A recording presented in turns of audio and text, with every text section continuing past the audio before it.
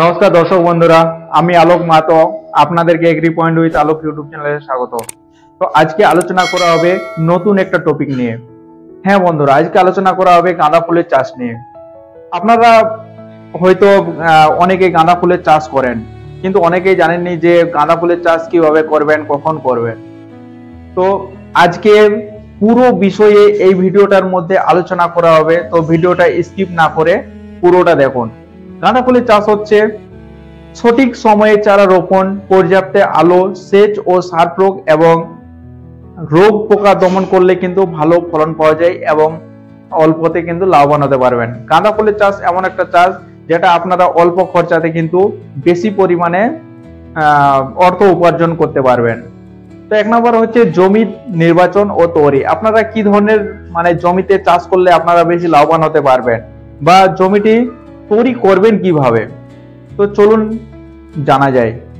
উঁচু নিষ্কাশিত, তো এক হতে হবে উঁচু এবং সুনিষ্কাশিত, মানে হচ্ছে আপনার ওখানে যেমন জল না দাঁড়ায়। জল দাঁড়ালে কিন্তু আপনার গাঁদা ফুলের চাষ কিন্তু হবে না। এই জন্য এটাতে কিন্তু অল্প পরিমাণে জল লাগে। তো উঁচু সুনিষ্কাশিত এবং উর্বর জমিতে গাঁদা ফুলের চাষ ভালো হয়। ঠিক আছে। এঁটেল ও দোআঁশ মাটি গাঁদার জন্য বেশ উপযোগী। আপনারা কিন্তু এঁটেল ও দোআঁশ মাটিতে গাঁদা ফুলের চাষ করে দেখবেন, খুব কিন্তু লাভবান হতে পারবেন। এবারে জমি তৈরি করবেন কিভাবে। তো অনেকেই ভাবছেন যে জমিটা আমরা প্রস্তুত করব কিভাবে, গাঁদা ফুলের চাষ করব, কিন্তু জমিটা তৈরি করব কিভাবে। মাটি তৈরি করতে আপনার 4 থেকে 5 বার জমিটাকে চাষ করতে হবে এবং মই দিয়ে মাটিটাকে ঝুরঝুরে করতে হবে। মানে আপনাকে 4 থেকে 5 বার লাঙ্গলটা টানতে হবে এবং মই দিতে হবে, ভালো করে মাটিটা ঝুরঝুরে যেন হয়। ঠিক আছে। আর জমিতে যেন জল জমে যেন না থাকে, সেদিকেও আপনাকে খেয়াল রাখতে হবে। জমিতে যেন জল না থাকে। জল যদি আপনার জমিতে থাকে তাহলে কিন্তু আপনার গাঁদা চাষ হবে না, পুরো নষ্ট হয়ে যাবে। এবারে বীজ বপন ও চারা তৈরি। দ্বিতীয় নম্বরে কি বীজ বপন। আপনারা কখন বীজ বপন করবেন আর কিভাবে চারাটা তৈরি করবেন, এটার সঠিক সময় কখন বীজ বপনের। গাঁদা ফুলের বীজ বপনের সঠিক সময় হচ্ছে জানুয়ারি ফেব্রুয়ারি মাসে। যদি আপনারা বীজ বপন করেন তাহলে কিন্তু আপনার একটা দানাও কিন্তু আপনার নষ্ট হবে না, পুরোটাই কিন্তু জার্মিনেশন সাকসেসফুল হবে। কিন্তু আপনারা যদি অন্য সময় করেন তাহলে কিন্তু জার্মিনেশনের সমস্যা হবে। যে কোনো ফুলের চাষ আপনি যদি ঠান্ডার সময় যদি করেন তাহলে অবশ্যই ভালো রেজাল্ট পাবেন। তো বীজের হার বলতে আপনারা 1 একর জমিতে কতটা পরিমাণে বীজ দেবেন, কতটা পরিমাণে বীজ দিলে আপনার 1 একর জমি আপনার কমপ্লিট হবে। প্রতি একর জমিতে প্রায় আপনি যদি 600 থেকে 800 গ্রাম যদি বীজ দেন তাহলে প্রায় কমপ্লিট হয়ে যাবে। আপনার 1 একর জমিতে প্রায় 600 থেকে 800 গ্রাম বীজই যথেষ্ট। এবারে চারা রোপণ। কখন আপনারা চারা রোপণ করবেন। বীজ বপনের প্রায় 25 থেকে 30 দিনের মাথায় চারার পাতা যখন 3 থেকে 4টা করে পাতা হবে, তখন আপনারা ফেব্রুয়ারি মার্চ মাসে জমির মধ্যে ট্রান্সপ্লান্ট করুন। ঠিক আছে। তো হয়ে গেল, আপনার ট্রান্সপ্লান্ট হয়ে গেল। এবারে পরিচর্যা। আপনি তো জমিতে এবারে চারাটা বপন করে দিয়েছেন, তো এবারে আপনারা পরিচর্যা করবেন কিভাবে। এবার কি কি পরিচর্যা করা দরকার। 1 নম্বর হচ্ছে সার প্রয়োগ।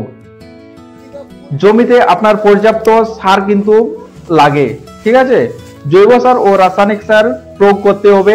বিশেষ করে আফ্রিকান গাঁদা চাষের ক্ষেত্রে পর্যাপ্ত সার কিন্তু প্রয়োজন। আপনারা যদি ভেবে থাকেন যে আফ্রিকান চারা, গাঁদা ফুলের চারা চাষ করব, তাহলে অবশ্যই কিন্তু আপনাকে পর্যাপ্ত পরিমাণে সার আপনাকে প্রয়োগ করতে হবে। এবারে হচ্ছে সেচ ব্যবস্থা। গাঁদা চাষ জলবদ্ধতা কিন্তু সহ্য করতে পারে না। আপনাদেরকে আগেই বললাম, গাঁদা কিন্তু জল সহ্য করতে পারে না। সেই জন্য এমন একটা জমি সিলেক্ট করবেন যেখানে কিন্তু জল 1 ফোঁটাও না দাঁড়ায়। আর কি করবেন, আপনারা লক্ষ্য করবেন যে জল কখন কমে যাচ্ছে, তো সেই প্রয়োজন অনুযায়ী কিন্তু আপনাদেরকে জল দিতে হবে। যে আপনারা সবসময় জল দিলেন ওইভাবে কিন্তু হবে না। যখন প্রয়োজন তখনই অল্প করে জল দিন, তাহলেই কিন্তু যথেষ্ট। এবার হচ্ছে রোগ এবং পোকা। আপনার গাঁদা পাতার মধ্যে দেখবেন উপরে সাদা সাদা একটা ডাস্ট দেখতে পাওয়া যায়, যেটা হচ্ছে পাউডারি মিলডিউ। সাদার উপরে যে সাদা ডাস্ট দেখতে পাওয়া যায় ওটা হচ্ছে পাউডারি মিলডিউ। তো পাউডারি মিলডিউ যদি আপনার গাঁদা পাতার মধ্যে দেখতে পান তাহলে অবশ্যই আপনারা যে কোনো ছত্রাকনাশক আপনারা স্প্রে করুন, ওটা কিন্তু সেরে যাবে। ওটা এমন বড় কোনো একটা রোগ নয়। তো গাঁদার মধ্যে শুধু একটাই বিশেষ করে লক্ষ্য করা যায়, পাউডারি মিল্ডোটাই দেখতে পাওয়া যায়। তো এটা আপনার যে কোনো ছত্রাকনাশক আপনারা যদি স্প্রে করেন এটা ঠিক হয়ে যাবে। এবারে ফুল সংরক্ষণ। এবারে ফুল আপনারা ছিঁড়বেন কখন? আপনার জমিতে ট্রান্সপ্লান্ট করার 60 থেকে প্রায় 60 দিনের মাথায়, 60 দিনের পর থেকে আপনারা 3 দিন পর পর কিন্তু আপনারা ছিঁড়তে পারবেন। তো কখন ছিঁড়বেন? পরিপক্ক যখন ফুল তৈরি হয়ে যাবে, পরিপক্ক যখন হয়ে যাবে তখন আপনারা কাঁচি দিয়ে একটা একটা ফুল ছিঁড়বেন। তাতে করে কি হয়, আপনার ফুলটা অনেকদিন তাজা থাকে। আপনারা হাতে না ছেড়ে আপনারা কাঁচি দিয়ে কিন্তু ফুলগুলাকে কাটবেন, তাহলে কিন্তু আপনারা দেখবেন ফুলটা কিন্তু অনেকদিন তাজা পাবেন। তো এই ছিল গাঁদা ফুলের চাষের পদ্ধতি। তো ভিডিওটা যদি আপনাদের ভালো লেগে থাকে তাহলে অবশ্যই লাইক করেন, কমেন্ট করুন এবং সাবস্ক্রাইব করুন।